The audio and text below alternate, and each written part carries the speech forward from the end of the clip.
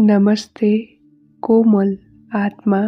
आज हामी अनाहत चक्र, हाम्रो हृदय चक्र सन्तुलनको यात्रामा छौँ। यो चक्र प्रेम, करुणा, क्षमा र आत्मा स्वीकृतिको केन्द्र हो।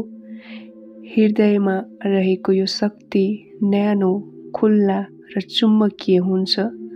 आउनुहोस् हृदयको ढोका खोलौँ। अब बिस्तारै गहिरो सास लिनुहोस्। सास फेर्दा तपाईको छाती क्षेत्र हलुका हुँदैछ। हरियो प्रकाश फैलिँदैछ। आफ्नो हृदय चक्रको केन्द्रमा ध्यान दिनुहोस्। त्यहाँ एक फूल फुलिरहेको छ। प्रत्येक साससँग त्यो फूल अझ सुन्दर बनिरहेको छ। अब कल्पना गर्नुहोस् तपाईको हृदयबाट उज्यालो हरियो प्रकाश चारैतिर फैलिएको छ।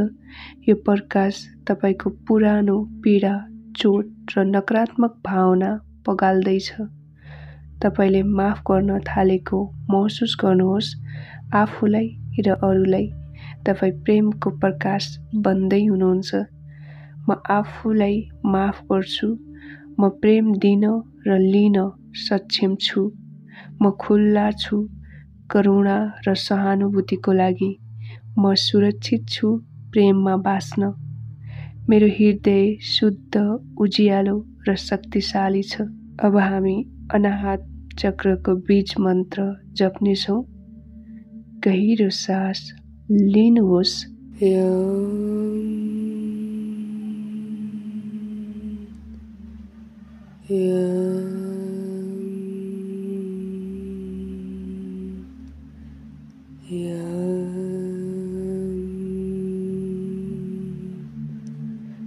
तपाईको हृदय आज प्रेमले भरिएको छ।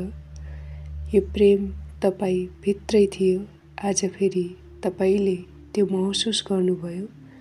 संसारलाई प्रेम दिनुहोस्। आफूलाई पनि प्रेम दिनुहोस्। धन्यवाद।